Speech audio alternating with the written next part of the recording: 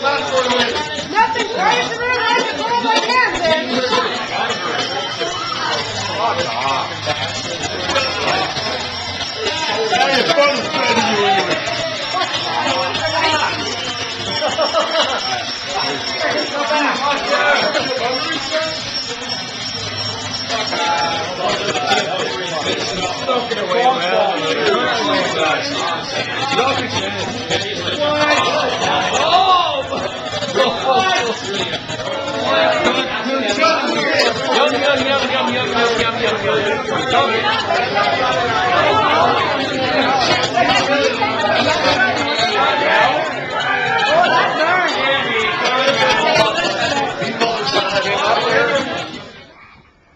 Well, this is what Monday mornings are for.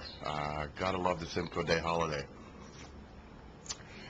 Didn't do the blog, the video blog, I should say, until today because, frankly, I was a little too pissed off with what I saw on Saturday night as the Kansas City Wizards beat our beloved Toronto FC 1-0 away in that little baseball ground in Kansas City. And man, oh man, oh man, did that game look like one of the games from last year where we just put in an uninspired offensive performance. One little goaltending / defensive lapse cost us the 3 points, and we don't look even remotely dangerous going forward. So we lose away 1-0 to Kansas City. The shoes and the uniforms for the team, there was a bit of a problem by all accounts before the game started because they didn't show up in time. They were on a different flight for some reason. They literally had to get from what Paul Burns said on his Twitter, they had to get a police escort from the airport to the stadium to make sure that the jerseys and the cleats and stuff showed up on time. Looks like the goal scoring was on a different flight as well because it didn't show up at all. I can't remember a single decent offensive chance, maybe with the exception of, I think, a Barrett break late in the game that would have been something the TFC could have realistically converted into a goal.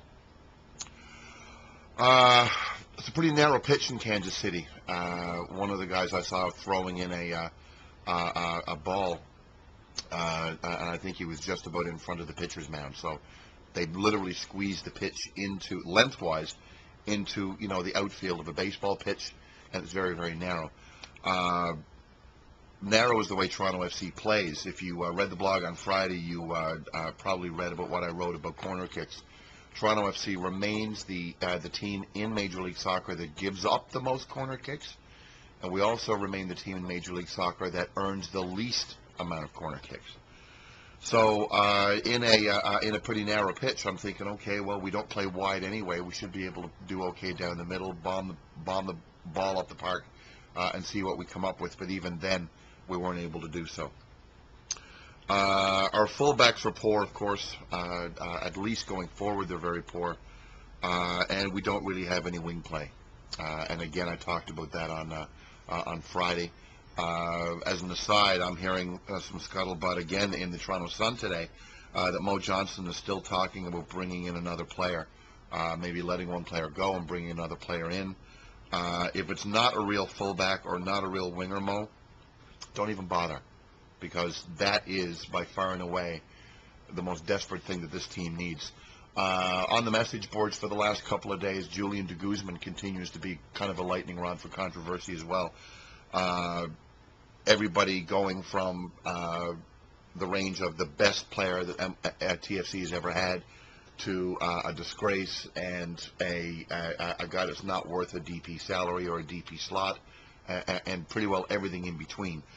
I think it's a little unfair to criticize Julian de Guzman for our lack of goal scoring. Again, without any wide play, without any wing play, the midfield becomes a pretty clogged up place, and he's only as good as the player on the other end of the passes that he's making. I think unless Mo gets some players to play out wide and kind of stretch the field horizontally rather than vertically, we're going to have a lot more games like we saw on Saturday past, and it's going to be pretty difficult. Adrian Can had an uncharacteristic flub, which you saw in the video earlier, that led to a header from Teal Bunbury. Stephen Fry was kind of out in no man's land. He was too far up and not far enough back, to respond properly to the play. The ball went over his head and into the net, and lo and behold, there's your 1-0. TFC never really looked to me like they were a real threat going forward either. As I said up top, I can only really recollect now, a day and a half on, one significant chance that TFC had. Dero and Barrett, I think maybe with an eye to Dero being tired, and with an eye, of course, to the Motagua game, the Champions League game on Tuesday. Neither one of those guys started. They didn't come on, I think until like the 57th or 58th minute. And again, other than that small chance that Barrett had, neither of those players made a significant dent in the offensive turnout for Toronto FC. Oh, let me drink some more coffee. Oh, okay. Maybe we should put some rum in it or something. I don't know what to say. It's really representative of a lot of the problems that the team has. Some people out there in on the internet are basically talking about how, well, TFC has a better record than what the team and a better points record, I should say, than what the team is worth on paper. Some people are saying that we haven't really found our sea legs yet.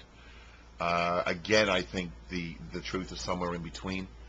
I really, really, really strongly believe that unless they address the issue of wing play, whether it be from our fullback or fullbacks pushing up on the flanks to give us some width, or whether it be a true wing player out on the flank to give us some to give us a little bit more depth, so to speak, going wide, we're going to be predictable. We're going to be low scoring, and we're going to be playing a lot of 0-0s, 1-0s, and 1-1 games.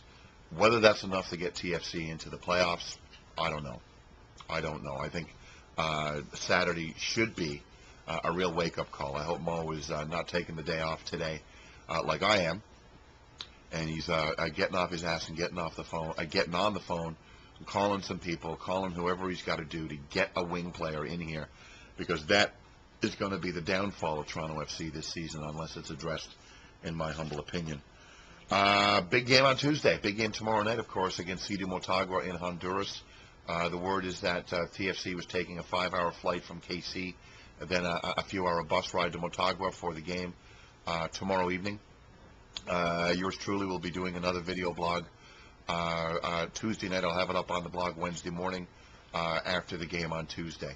So hopefully Saturday was a blip, and hopefully TFC can secure a place into the Champions League group stage for the first time in team history. Of course, we'll have to see how all of that goes down on Tuesday. One final thing, I put it up on the blog yesterday. Georgie Welcome, who's was a World Cup player for Honduras, arguably Motagua's best striker threat, is on his way to Scotland today. He's going to be doing a tryout for Glasgow Rangers, where, of course, former TFC player Maurice Adu plays right now. So he's going to be on trial there for at least a week or two, which means he's not going to be in the lineup tomorrow. So at least slightly, TFC's chances to secure this Champions League tie on the road have improved slightly. So we'll see you after the game on Tuesday, and you guys have a good day. Cheers.